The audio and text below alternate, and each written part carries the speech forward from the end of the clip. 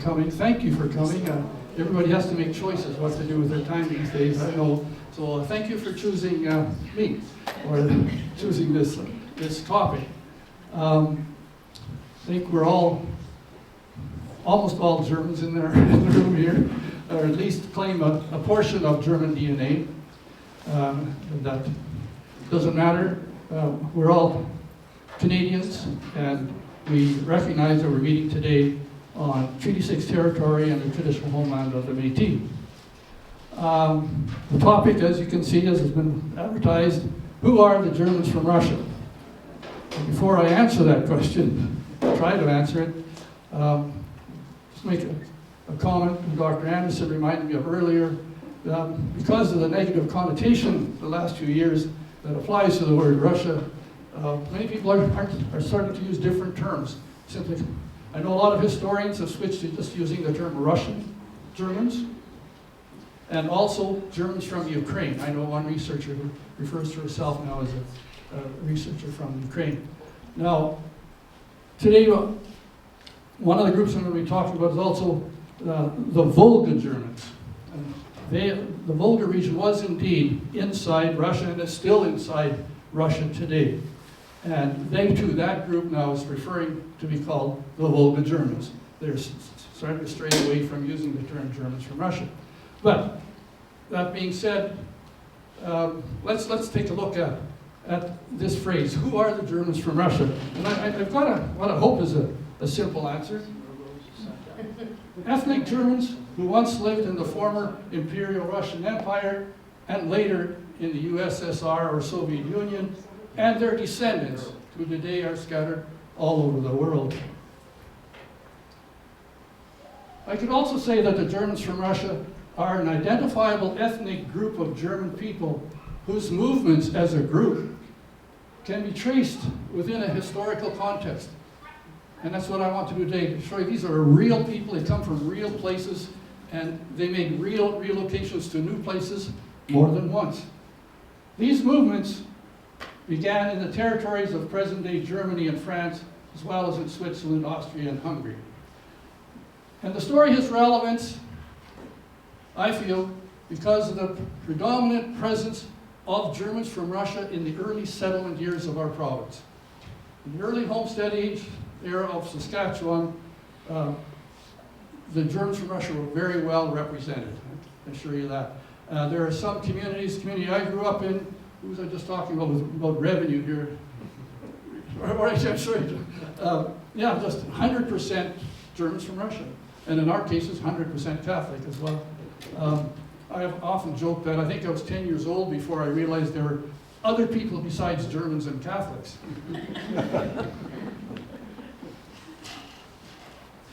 I had another thought to just chase through. All right.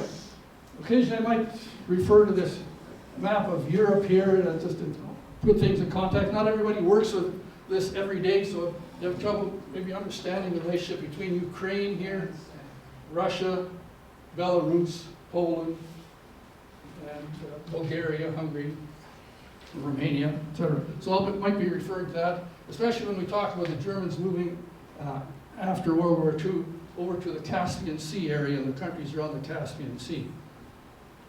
Not all Germans came to Saskatchewan.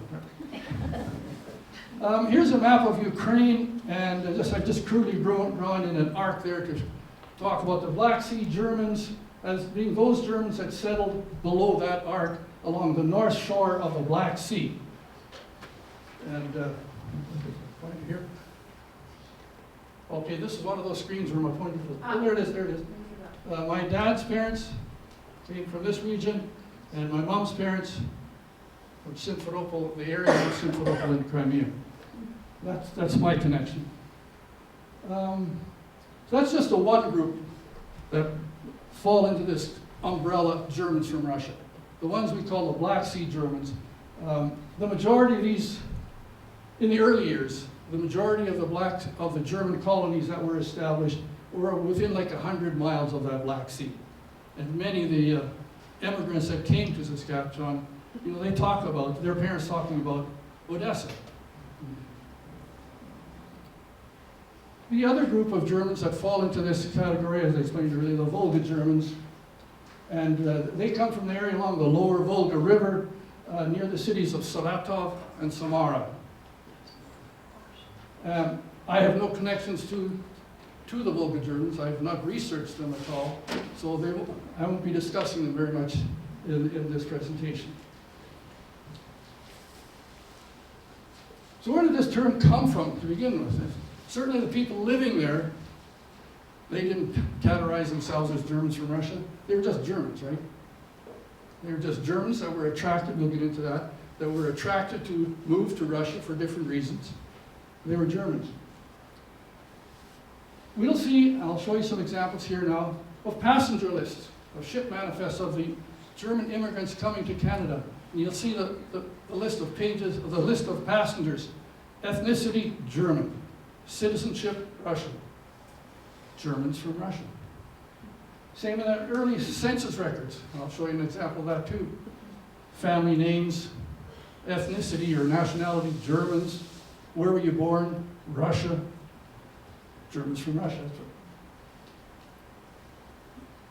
I'll touch a bit on this later. I hope to only talk about a half an hour before I get into the pictures. I know a lot of people are interested in the photos. The repatriated Germans from the former Soviet Union that are living in Germany today. Maybe many of you aren't familiar with that story, that in 1991, or after the Soviet Union fell, actually beginning a couple years before that, about 4 million ethnic Germans, in whole or in part again, relocated from various regions of the Soviet Union back to Germany, introducing a whole other new ethnic group really inside Germany. Anyway, they still use the term. They use the term now, die Deutschen aus Russland, the Germans from Russia. So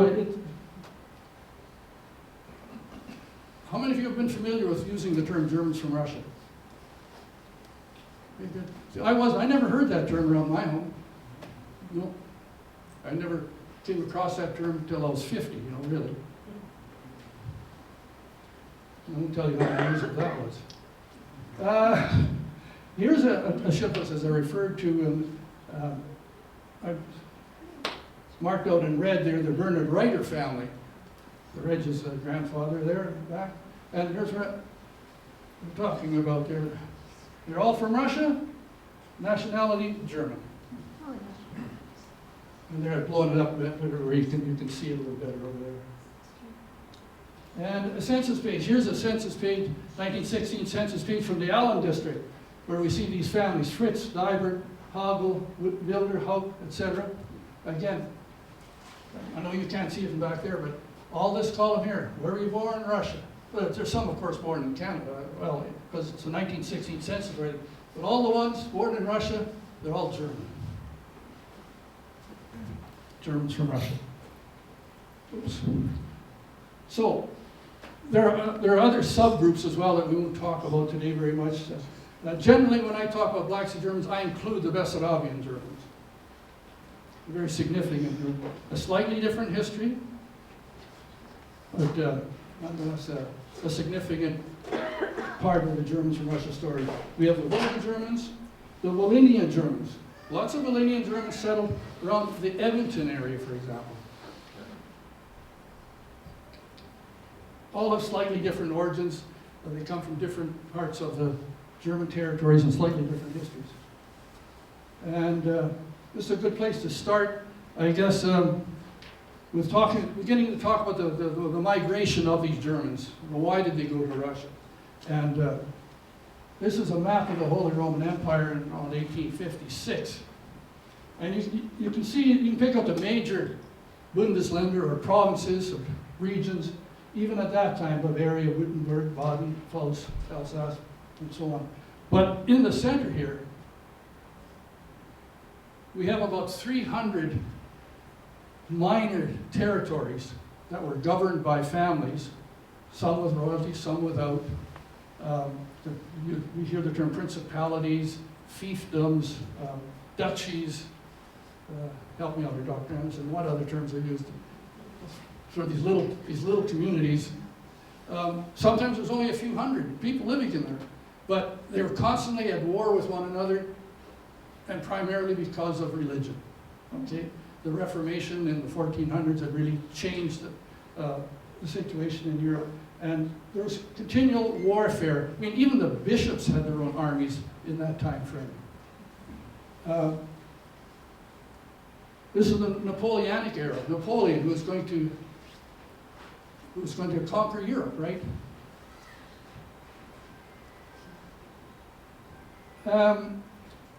Most of the Germans, well, most of the Germans, I would say all, were peasant farmers that were working for landlords. They weren't really serfs because they got to supposedly keep the benefits of their crops, but they were taxed so heavily by the landowner. I mean, that's how he enjoyed his high standard of living, was the peasants supplied the labor and the taxes. And most peasants couldn't see themselves getting ahead. And really, it's one of the reasons people still migrate today, right? People still migrate today.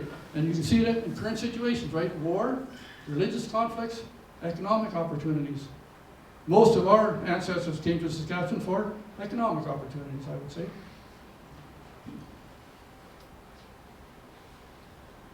And just summarizing what I've just gone through.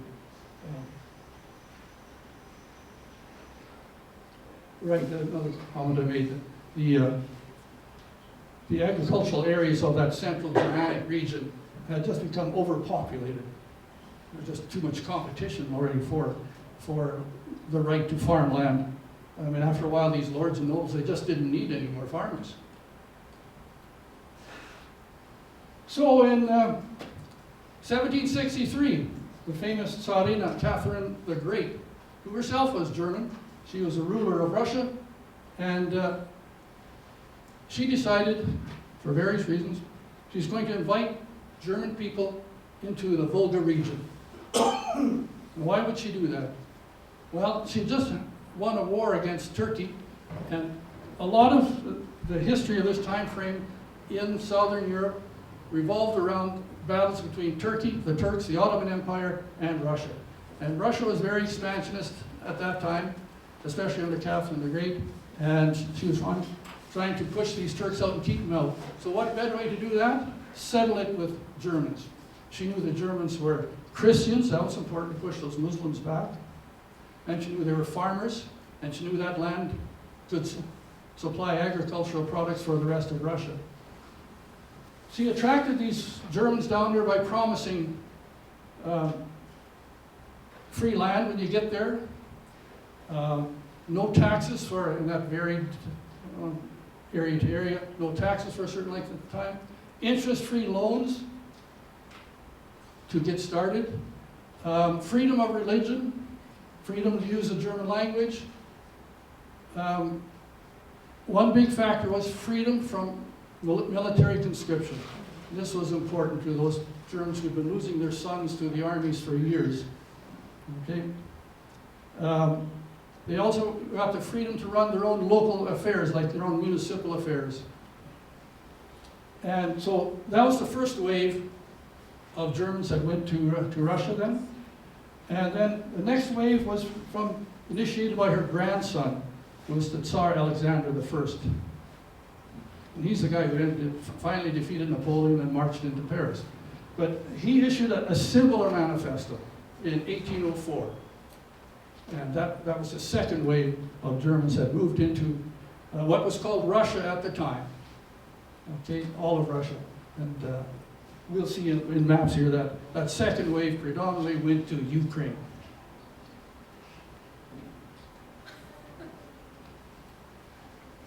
So these were the incentives to move. I think I've covered them all already.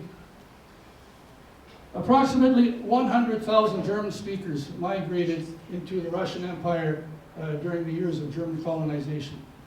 You can see the peak years there. 1866 to 1867 and late 1810. It was quite a hike when they made that move. Many picked up their passports in the city of Frankfurt on Main, the city of Frankfurt today in Germany. And this is only one, but the major route that these Germans followed. And it was very organized, very closely monitored. People joined a caravan. Each caravan had a leader that took them through. That for most caravans, this took 3 months, this trip. By 1848, there would be 203 German colonies spread out from Bessarabia in the west to the Sea of Azov in the east. Sea of Azov being over here. The cities of Mariupol is right on the coast of the Sea of Azov. Mariupol was in the news big time last year. By 1860, the Black Sea Germans alone numbered 150,000. Having established a solid economic base, the German colonists began to establish so-called daughter colonies, and the population and economic successes of the Germans began to have a noticeable impact in Russia. And yes, it took to the third generation of Germans living in the Ukraine there before this economic success took hold.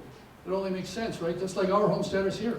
They come here and they started with nothing. They got their land basically free, $10 for a quarter. They didn't have the interest-free loans to get started.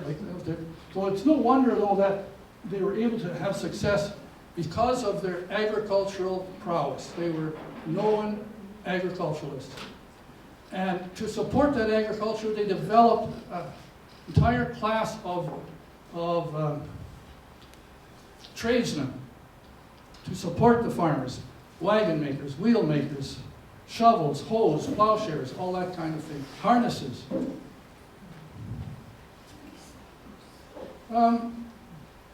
Here's just a photo, that's a rather well-known photo, of what would be a successful farmstead of a German family in Russia. And I don't know exactly where this photo comes from because I've been told it's Karlsruhe, and I've been told no, it's from Bessarabia. So. But it's a nice picture for its clarity. And I thought maybe we should take a break here and just check my notes, see if I'm missing anything.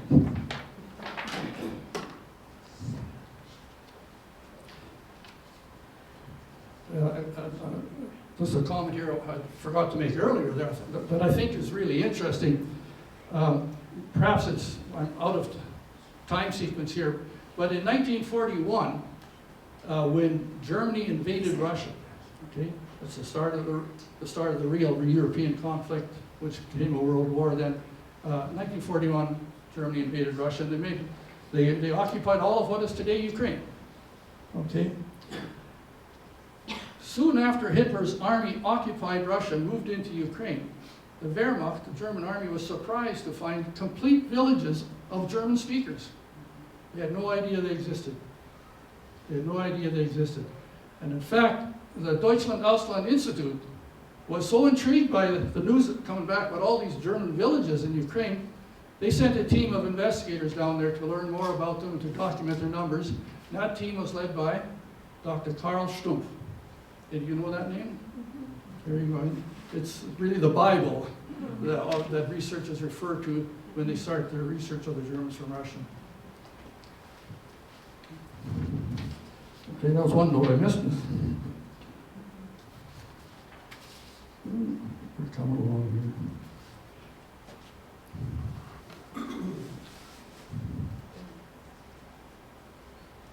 What distinguishes these Germans from Russia from the Germans born in today's Germany is the 100-year separation from mainstream German culture. The Germans living down along the Black Sea, with the communication of that era, they didn't know what was going on inside of Germany. And it turns out that as technology advanced in Germany, new words were added to the vocabulary in German, but those words weren't being transferred to the Germans living along the Black Sea. And one example I have, the bicycle. They didn't know what Germans called a bicycle, so they used the Russian word for bicycle. Watermelons weren't Wassermelonen, they were Arbus. That was the German word, or the Russian word for watermelon. Just simple little things like that. The Germans in Russia remained predominantly a rural and agricultural people. where education was not a priority. Okay? So they did not benefit to the same degree from the, well, that's part of Russia as well. Not just the Germans, that's part of Russia as well. They did not benefit to the same degree from technological advancements of the Industrial Revolution, which urbanized Western Europe. While the Germans in Russia maintained their distinct German identity, they could not help but absorb influences of the multicultural milieu of southern Russia. And I'm guilty as well. When I focus so much on the Germans who are living in Ukraine, you tend to forget that they were just tiny little islands, these communities, amongst a much bigger population of Russians, of Ukrainians, of Bulgarians, of Greeks, of Jews. You know, the Germans from Russia were very much a minority. I'm guilty of that too. I tend to forget that because that's all I talk about and think about and read about the Germans from Russia. By 1870, a growing sense of a Russian and Slavic nationalism became a movement to ensure Russia belonged to Russians. Read Russian, the movement towards Russian nationalism. The pride in Slavic nationalism started here then. When Tsar Alexander II, he was the one who said Russia should belong to Russians. And so they began to clamp down and eliminate some of those original privileges that those Germans had. The most important of these had always been the freedom from military conscription. And immediately, when that change took place in 1874, Mennonites in huge numbers left Russia and went to North America and South America. And yes, Saskatchewan got some of them as well. The first Mennonites settled along the Red River Valley to the south of Winnipeg, on either side of the Red River Valley. And there's still very active Mennonite communities there today.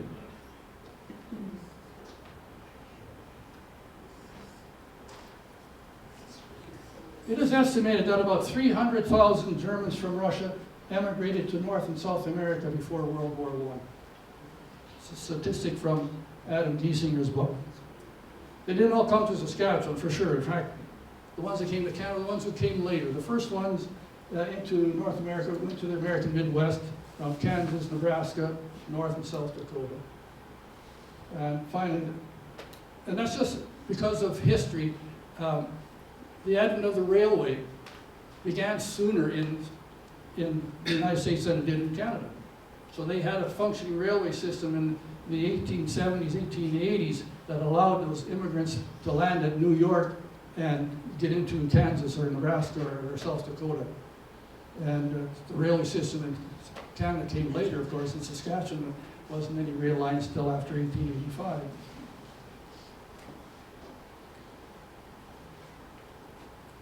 I'll make this point here too. We've all lived here for our families for over 100 years now. I'm pretty sure that's probably common for most of us. There might be some that came later. There are at least 3 to 4 times that number of Germans that did not leave Russia before the outbreak of World War I. And this is the case of my grandfather Weiss, or Weiss. He came to Saskatchewan in 1913, but he left 6 brothers and sisters behind. You know, and after 1930, would have had 0 contact with them because all that communication stopped with the Stalin era. So he never knew what happened to them. My uncles and aunts and my dad never knew what happened to it. I never ever remember them discussing it in front of me because they never, Dad would have had first cousins over there, of course. But there was just zero correspondence. And that's maybe unique to our family. I know other families did have more communication back and forth than our family did. In total contrast to that, on my mom's side, 12 siblings, all 12 siblings came to Saskatchewan. All 12. The other side, Grandfather Weiss was the only one. It's difficult to summarize what happened to those Germans who remained behind. But I'm going to try. Take a break here to point out what I consider the best book to read overall about the story of the Germans from Russia is this one called From Catherine to Khrushchev by Adam Giesinger. And with pride point out that Adam Giesinger was born in Saskatchewan. lived a great part of his adult life as a teacher in Saskatchewan, retired as a professor in Winnipeg. Okay. Most libraries should have a copy of this book, I would say. 3 other books I brought along are written by another Saskatchewan historian, Dr. Joseph Haidt, from the Tramping Lake Colony. So here we have 2 of the most really dominant authors of the history of the Germans from Russia from Saskatchewan. Joseph Haidt's book about the Catholics, Paradise on the Steppe, and about the Lutherans, Homesteaders on the Steppe. And a combined work, simply Memories of the Black Sea Germans. If you want to do some reading on the story of the Germans from Russia, I would recommend any or all of these books.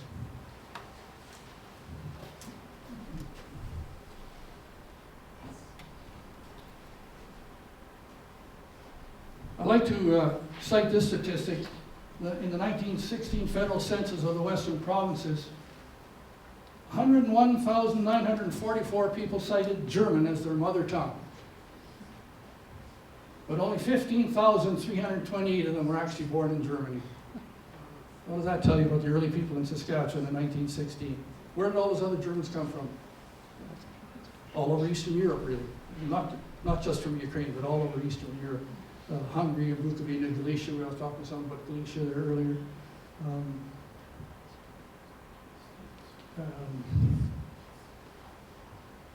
The Caucasus range in Russia. Here's a copy of my grandfather's passport. I can throw that in there. And I guess the rest of my presentation here now, what I'll try to do is show you that these were real people living in real villages in Ukraine.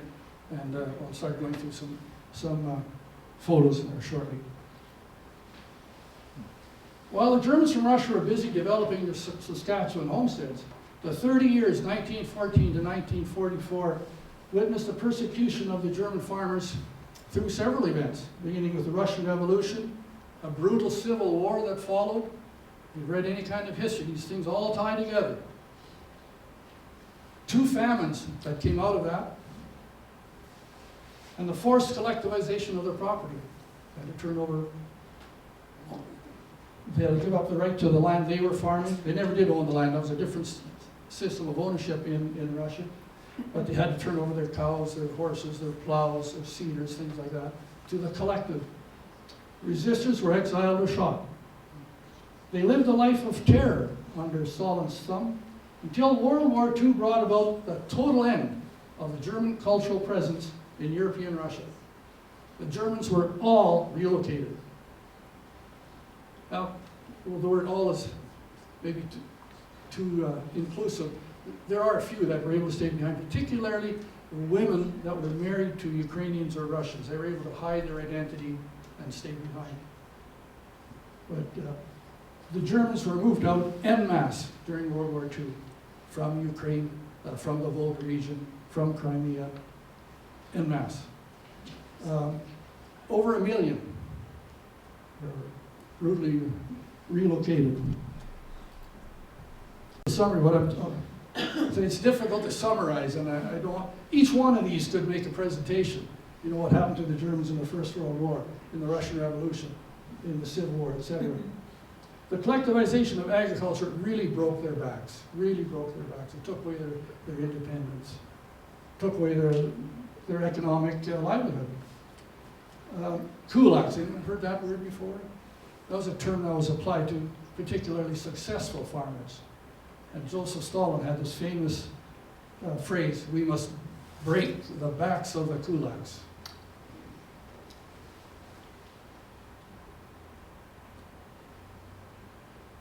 Terror years. My grandmother's brother was arrested in 1938 and imprisoned in Odessa, and an anomaly was released after 9 months. To this day, we don't know why. I have his KGB record, but it doesn't say why. It says he was, what's the word they use when they forgive later on? Sanctioned. Pardon, they have a different word. Rehabilitated, that's the Russian term. they were he was rehabilitated in the 70s. But he was arrested, the reason being, he had been put in charge of a construction of a dam that had failed. So he was arrested. Surely that's a case of espionage and counterterrorism, isn't it? That's what the charges. They brought in witnesses that said, yes, he was delinquent in the way he supervised the people and stuff like that. So, 1941, Germany invades Russia. Stalin immediately evacuated 400,000 Volga Germans and 60,000 Crimean Germans, sent them all east. And by east, they were talking about Ukraine here, they're all sent over here to Kazakhstan, behind the Ural Mountains. The Germans in Odessa region,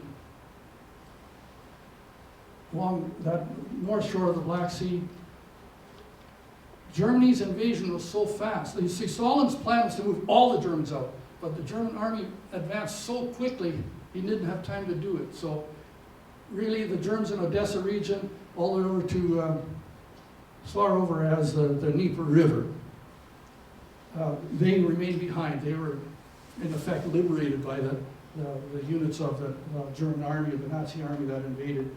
But after the Battle of Stalingrad, the Russian army started to come back, and so the Nazis saw the writing on the wall, we got to get out of here. And so it was Hitler's order then to move all these Germans up into Poland. So in 1944, the spring of 1944, really ended the German cultural presence in European Russia. Again, my attempt to make this story seem more real. This is, there, that lady was my grandfather's youngest sister, born 1901. And I personally met more than once the daughter here, Anna, born 1926. And judging by the age of the children, I'd say this picture is from the early 1930s, just when that famine was kicking in. It's the same lady on the right, that's her again, grandfather's younger sister. And this was actually a propaganda photo that the Soviets used. Look at the success of our collectives. Look at the size of the cabbages we can grow in our collective. And I only know this because of having met Anna, and that's where I got these two photos, obviously. And yeah, that was a propaganda poster.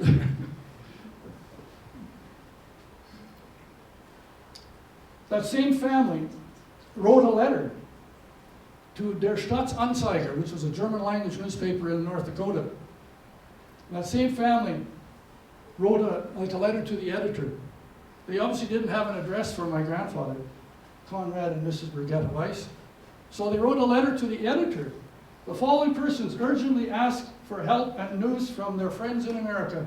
And it's a long letter. There's a whole list of them. So I just picked out this one. Friedrich Thomas from Zelz, from his brother-in-law Conrad and Mrs. Merv Weiss.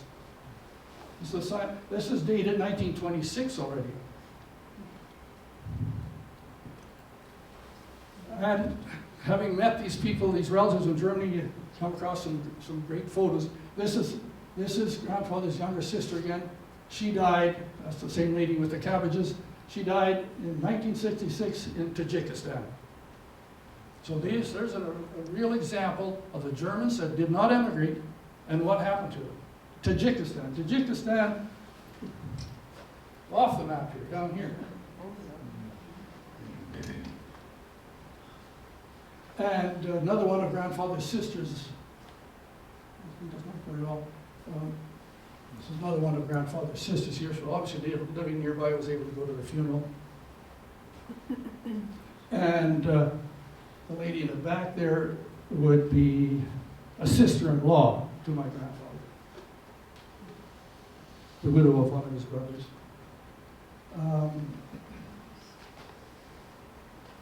It's a great picture from 1939, the village of Stepanovka.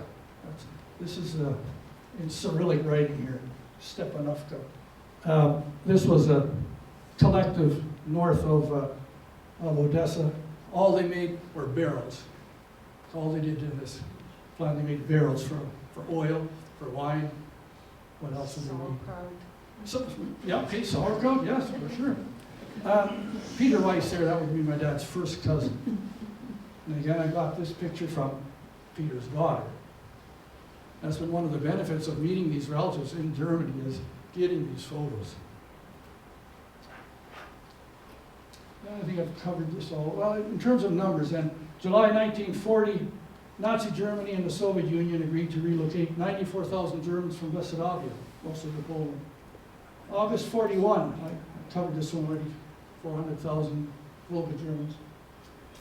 The Black Sea Germans from 1940, beginning in the fall of 1943 to the early March and April of 44, approximately 225,000 Black Sea Germans evacuated by the Nazi Wehrmacht, mainly to Poland. At war's end, Stalin says, hey, those are all Soviet citizens, I want them back. And that was an agreement that the Allies agreed to at the Yalta Conference. You heard that before Yalta in 1945. About a third of them managed to avoid that. About 75,000 of those Germans managed to stay in Germany because they got far enough west into the American zones who didn't let Russia reclaim those people. Okay? Here's another great photo. This is the lady on the left there is my grandfather's sister, another sister. Sorry, my grandmother's sister, And I got this photo from the daughter of their daughter, okay? And this shows them here getting ready to leave in the first week of April 1944. They could take whatever they could put inside that wagon, and they just had to walk away from their property. They just had to walk away from it. They had to turn the cows out, turn the pigs and chickens loose, and go. They had no choice.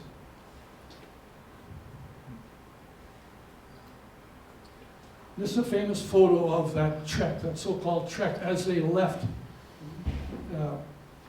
Odessa region and moved up into Poland. Picture from the Bundesarchiv in Germany. It's a well-known photo. You can just see a German officer watching here. In 1956, after Chancellor Adenauer went over to Moscow and met Khrushchev, they came to an agreement. Yes, we'll release all those Germans from the Gulag. All those Germans that had been taken in 1945 and moved east, they were put in labor camps, which is referred to as the Gulag. And they worked there for 10 years, 11 years, without citizenship, without rights, so on. I mean, there's an entire presentation to be made around that story. They really lived as Soviet citizens. When they were released, they weren't allowed to go back to their home communities, and they had to sign a paper foregoing any financial compensation for the properties that they left behind. You want out of the Gulag, you got to sign here. And they lived as Soviet citizens, and all around this area here, and other parts of Russia as well. But, the ones related to me all seem to be around the Caspian Sea here. When the Berlin Wall fell, Germany invited all those exiled Germans who could prove German ancestry back to Germany. More than 4 million ethnic Germans have since responded and immigrated to Germany, introducing a unique element of German culture into mainstream German society. Among this 4 million are many of my relatives, some of whom I've now met personally. That's it. Let's see, another picture. This has been the benefit of meeting these people. This is a cousin to my dad here, Rosa. She's weighing in her daily cotton in Tajikistan. She had to pick so many pounds a day. You want to get fed today? We need this many pounds of cotton. Priceless. Another photo.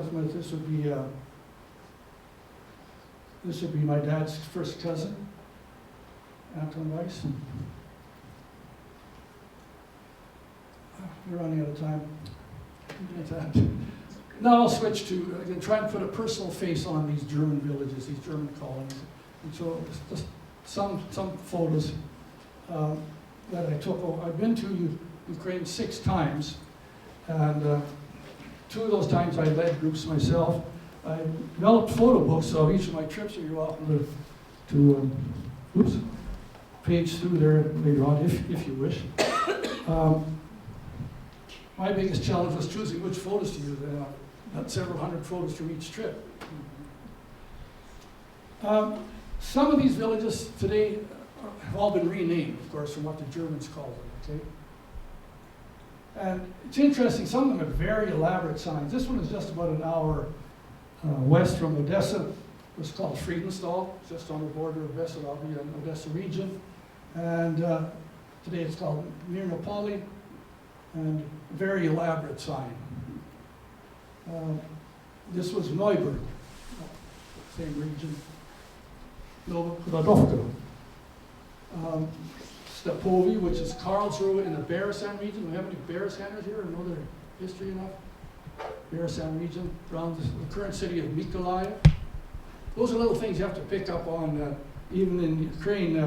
The old Nikolaev is today Mykolaiv, because the Ukrainians have changed names too. Gross Liebenthal, Lutheran colony. Tarutino, that's definitely Bessarabia. And Krasna, I took that one because Krasna was a Catholic colony, and many of the early Fox Valley area homesteaders where I grew up came from Krasna, many of them. But a very, very plain sign there. See, the Catholics weren't as wealthy as the Lutherans, you see.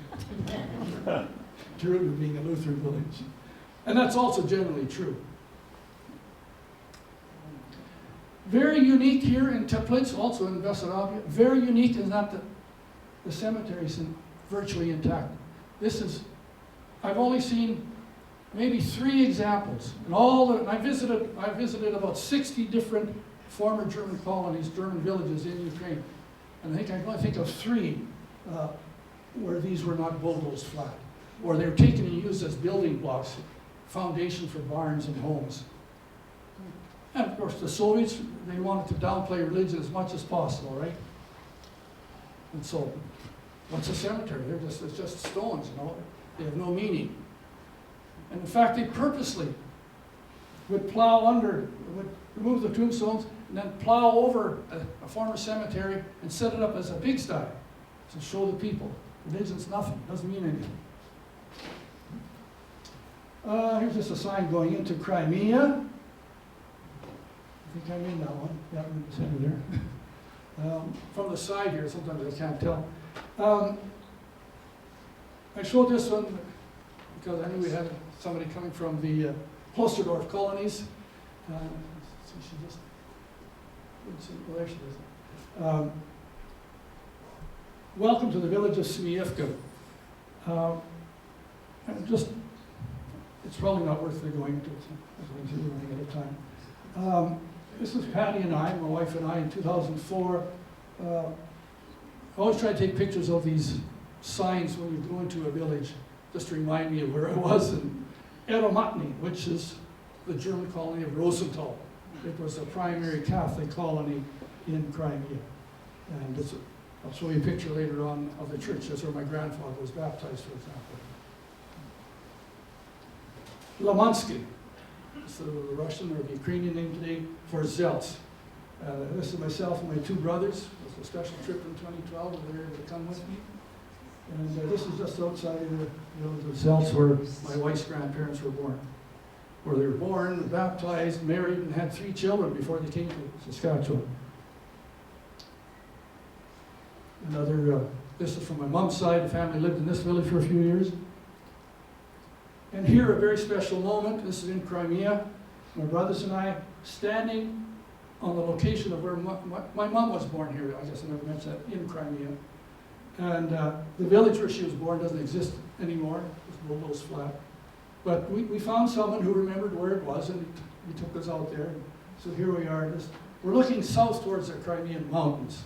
But a special moment for the 3 of us there to say we were stood on the spot where our mother was born. That's just some tourist photos. Crimea is beautiful, it really is. There's a field of wild poppies. And I remember saying, does this look like Saskatchewan?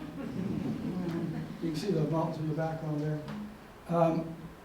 Up above there, Descendants, that's northern Crimea, and my mom's family, who were quite successful, and you might say affluent in the end, they owned an estate there. They owned their own cooter, as it was called.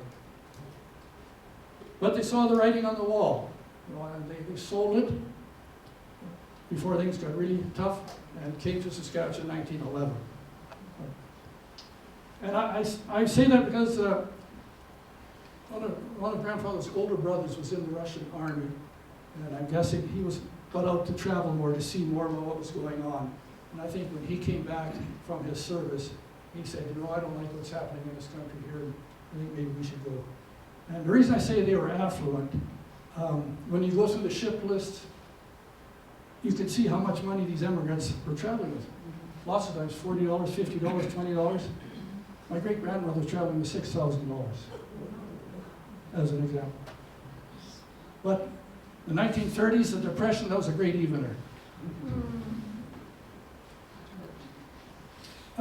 Special moments, this is in this village near Descendants.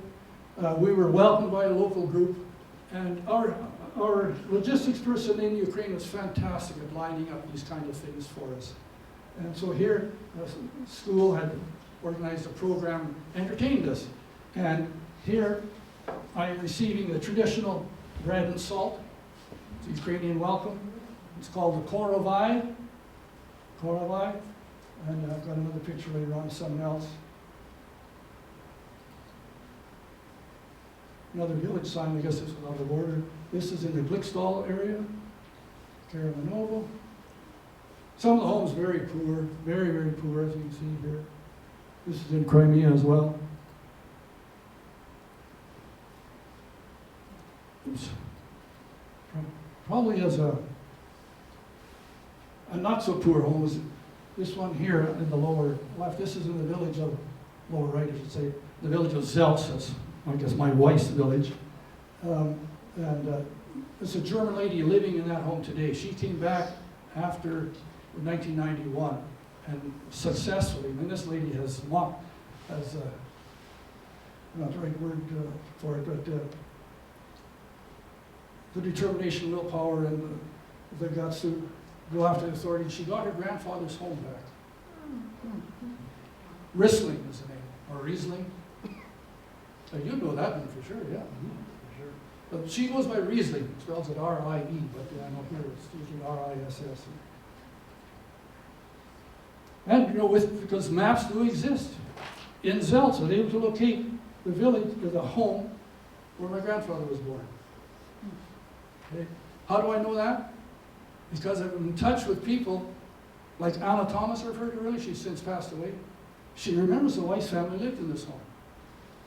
Because I've met people, I'll show a picture of another fellow, they lived in this village until 1944. So they remember where the Weisses lived. Just because I'm a farmer at heart too, so some agricultural picture. This is from 2005, mind you, so it's a little dated. One difference yet today, even in Ukraine today, is agriculture is still very much a small producers around. They have big, huge corporate farms as well, like we do, but not as many. So the bulk of agriculture still relies on small producers. 2005. You look at that and you know, how backward is that, eh? But the one fellow that's hiding his face, he had a cell phone with him. Anyone know what this structure is? Oops, what this structure on the left is?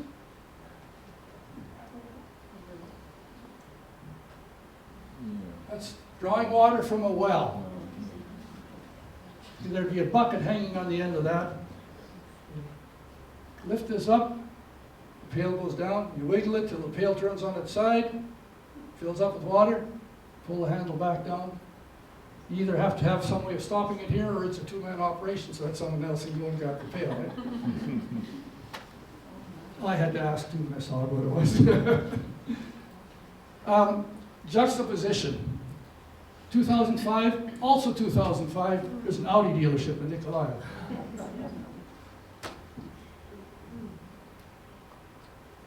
Some pictures of the steppe. Have you heard the term the steppe before? Just like the Great Plains of North America, it was the steppes of Eurasia. Most farmers could look at that and say, I could make a living on that.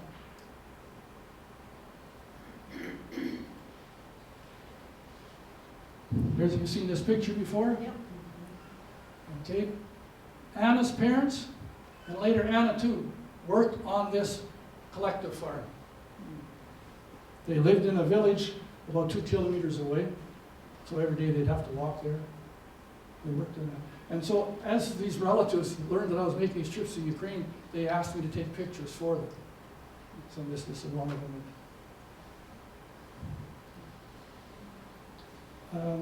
Again, a very special memory for me. We won't come into that, but I have a personal connection to this family now. They're Ukrainians.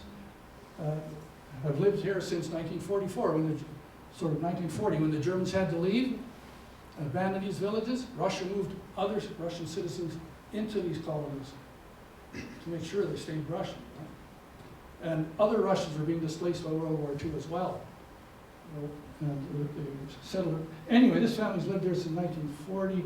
And this man's parents, they were moved there from Podolia, I remember him telling me. So here I was up early in the morning, and Maria had just finished milking the cows, and the cows were turned loose. And the cows, if you've ever been on a farm, they knew what to do. They walked out down the main street where the cow herder was waiting for them. That cow herder would collect all the cows from that village, take them to a pasture, where they would spend the day. Maria would walk there at noon and milk them for noon milking, and then again in the evening.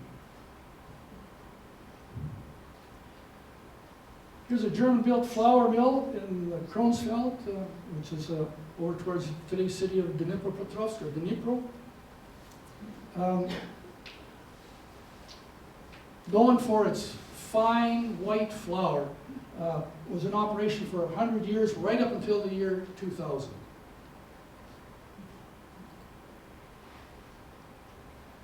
This is another family I've come to know quite well living in Germany. And these 3 siblings that I've met were born in this house in the village of Mannheim, so they asked me if I could get a picture. Here's the root cellar and the well in that yard, and there's people living in there today. Well, this is where the Gross family lived in Mannheim, and there's the Johannes in the background has since passed on, but these 3 sisters in the center there, they were all born in that house I just showed you. And yeah, so that means a lot to them to see these photos of them.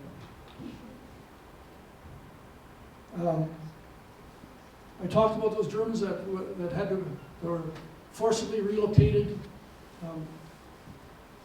to Siberia. Siberia is a general term, really basically means everything east from Ukraine there in 1945. Well, this is Maria.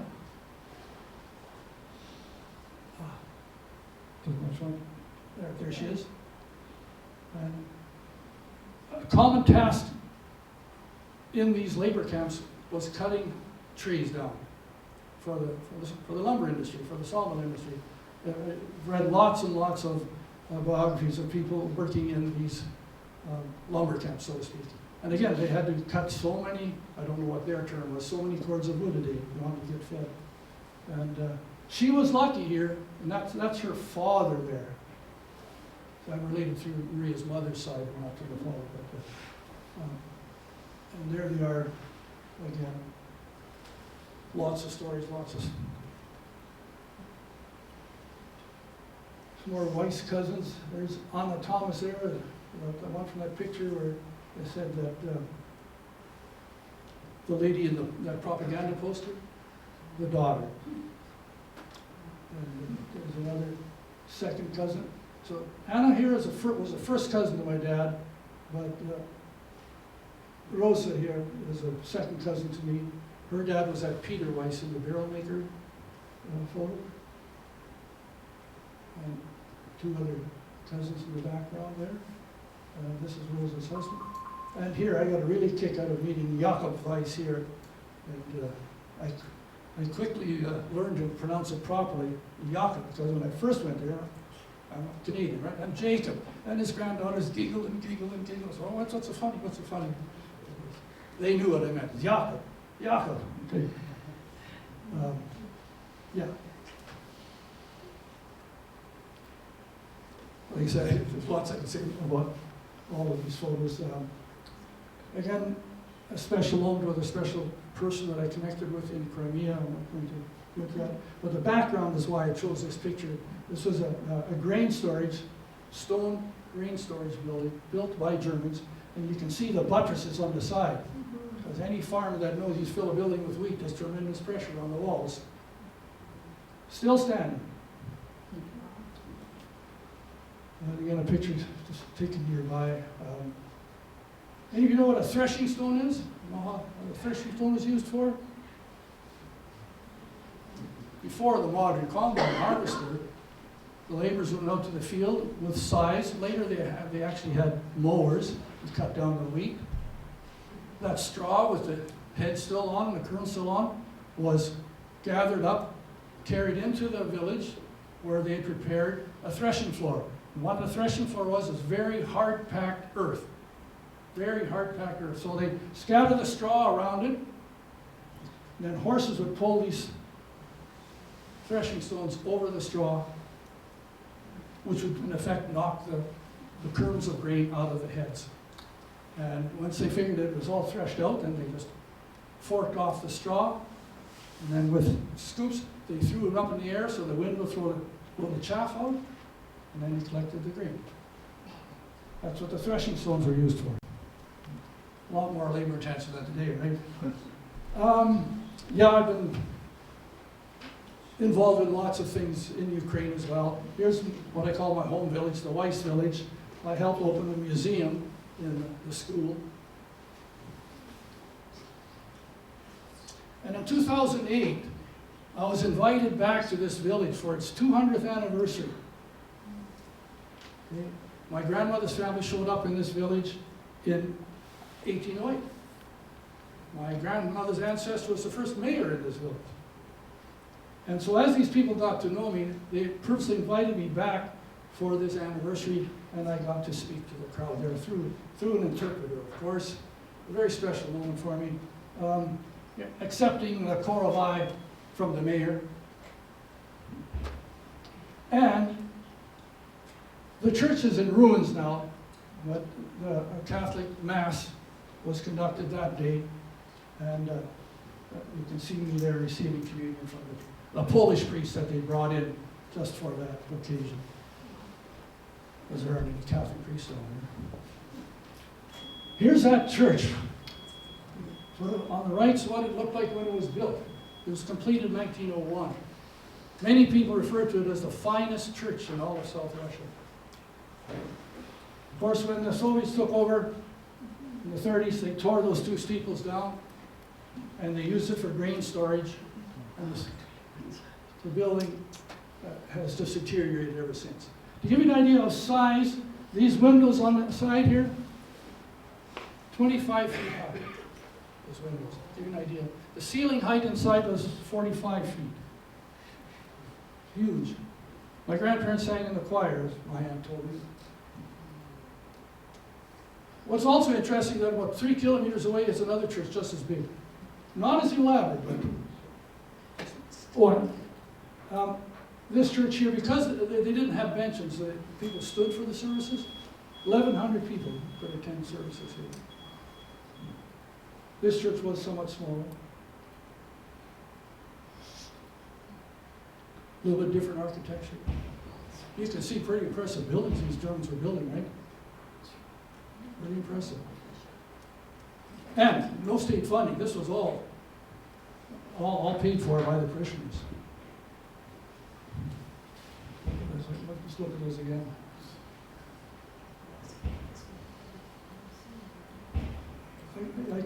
Because this is my so-called home village, I know the architect here was German. Architect from Germany was brought in.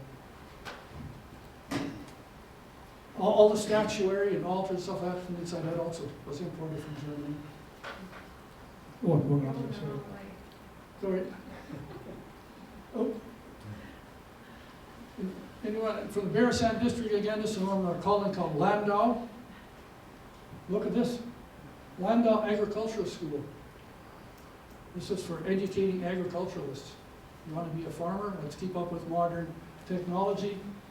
They brought in, instructors from Europe, and there was an agricultural school here, quite a large one, as you can tell. But it sits in ruins today. Just have the Russians weren't interested in anything that the Germans did, right? They didn't go after it. Just let it deteriorate. The Landau Church was quite plain. This is a Lutheran church in Kassel. Someone talking about Kulm. Oh, hi, Carly, to see you there now. Who's from Kulm, West Arabia? Greg, you were talking about, weren't you?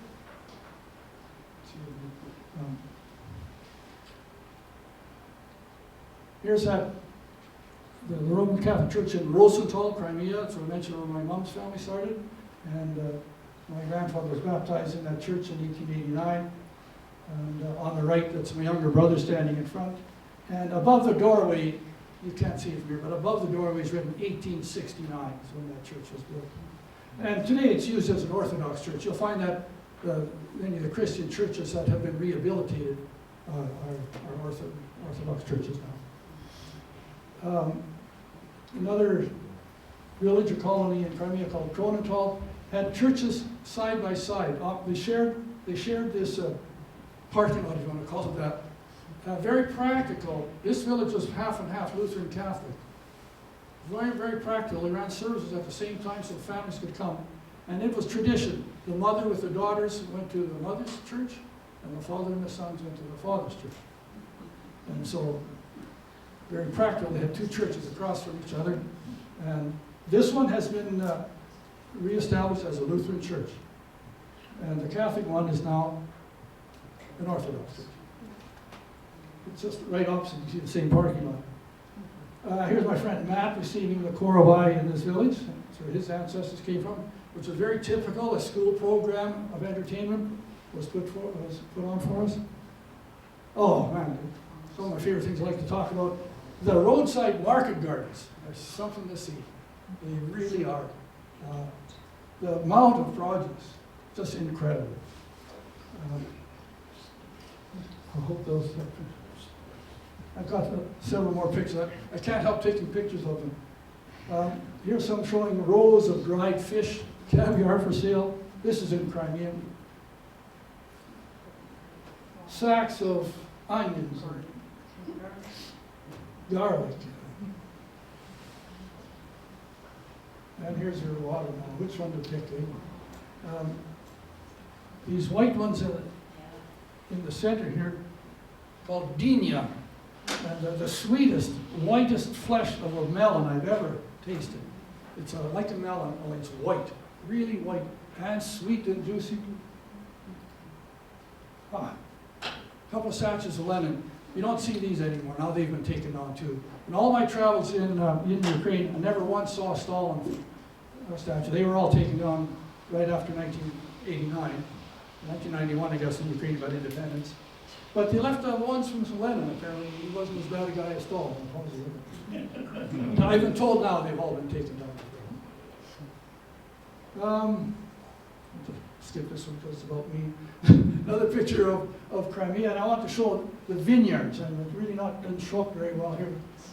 These are all vineyards here, and up the other slope, these are all vineyards. Crimea is beautiful. I know I'll never get back there, but Odessa Opera House, again, my brothers and I. Am I overstaying my welcome? This is an archaeological dig near Sevastopol. Anyone familiar with that name?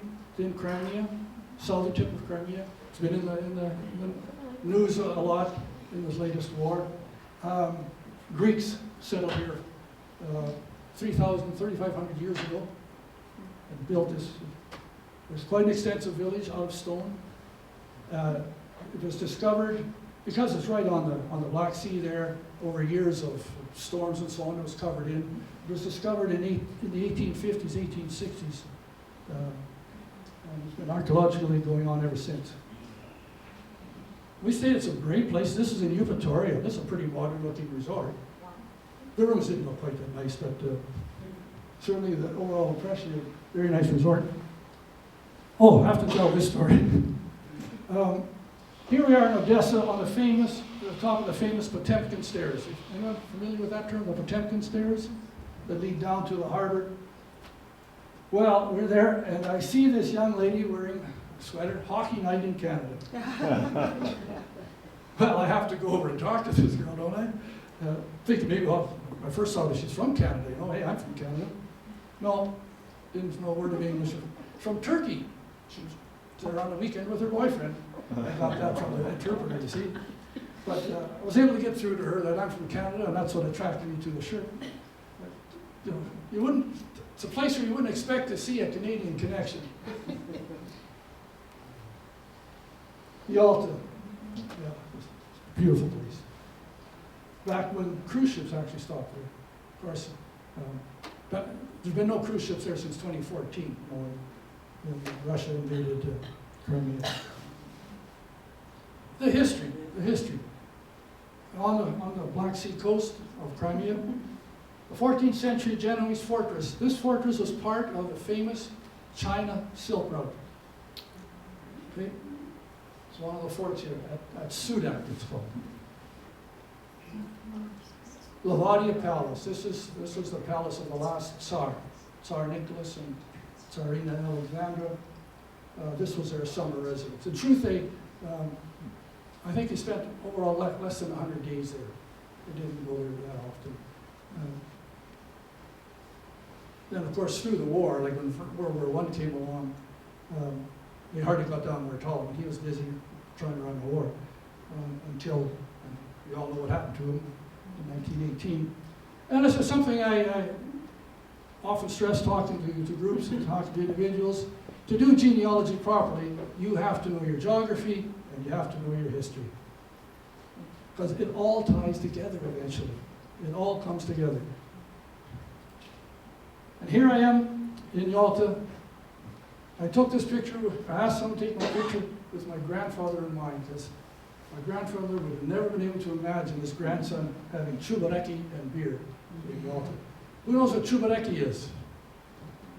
Well, you can see what it is. It's like a puff pastry there, filled with spiced hamburger meat, traditionally with lamb meat. Chubareki is a Turkish word, because it comes from the Tatars, the Turkish people. Some Germans will call it Fleischkiegler, but it's not quite the same. Chubareki. And whenever I do these presentations, I can always tell who has Crimea background and who doesn't. Generally, anyone with Crimean German background recognizes the word. Yeah, so this is grandfather, here I am, eating chubareki and beer in Yalta. And that drops it up for me, that's who I am. Okay, I'm the product of all those people. And there's my email address if anyone wants to copy it and contact me later. And thank you very much for your patience. Before we wrap this up, Flo Broughton, you know, one thing I never, come on up, Flo. One thing I never mentioned that this program was put on by Saskatoon German Heritage Society, represented here now by Loretta and Reg. And it's in recognition of October being German Heritage Month in Canada. German Heritage Month in Canada is why we put this program on. Flo's going to say a few words on behalf of the Saskatoon Club. She wants to advertise an event, and you want to go first? Yes. Okay. She's pulling rank on you. That's fine. Instead of introducing Merv at the beginning, we'll give you a little bit of background at the end. He was for 5 years on the Saskatchewan German Council. He made 5 to 6 trips to the Black Sea and is sponsored by the German Heritage Society. And if you'd like any email address cards, in order to get a hold of Reg, my husband. There's some cards on the table there, and the website is on Facebook at SGHS, Saskatchewan German Heritage Society. We also have a pleasure of having Dr. Ellen Anderson here. If you can raise your hand. He has written this book with a lot of information in it, and he has included in it a picture of St. Anthony's Church, which is at Grossfeder, Saskatchewan, which is towards Maplin. I have here a pencil etched picture of St. Anthony's Church. The very back row, we've got Diane Newdorf. Her grandparents and my grandparents came over on the same ship, Germans from Russia to Canada. In fact, our two grandfathers put that cross on the church. It's, Reg and I were married in this church. I received all my sacraments in this church. We'd like, Reg and I, as directors of the German Heritage Society, we'd like to thank you all for the interest you have shown today. And thank you, Merv, for a fantastic job. We have with us 4 members of the Saskatoon Canadian German Club. Flo, Diane, Donna, and Reg. And Danielle. Oh, but Daniel, what did I call you when I looked at you?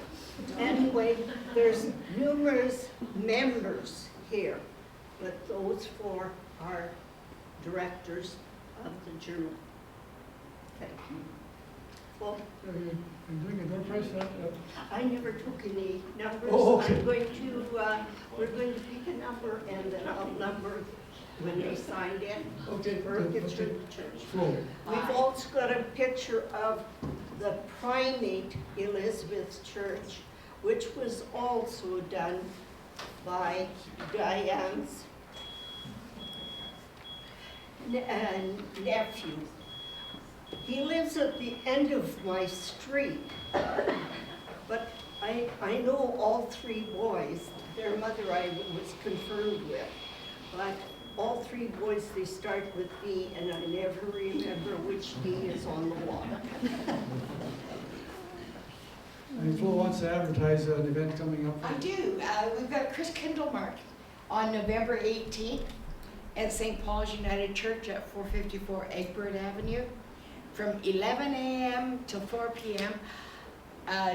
Admission is by cash or non-perishable food donation for the food bank. Anybody who can volunteer to come and help set up or clean up at the end of it, we really appreciate it. And if you have any reusable grocery bags, if you're like me and forget them at home every time you go grocery shopping, you've got hundreds, we could use some of those too, so we can give those to the food bank with the food in it. And Reg is waiving membership applications for the German Canadian Club Concordia at the back. Membership is $10 per year. And that's it. And Merv, thank you so much for your presentation. It was Thank you, lovely. Flo. Thank you all for coming. I hope no one's regretting their decision to spend their Saturday afternoon this way.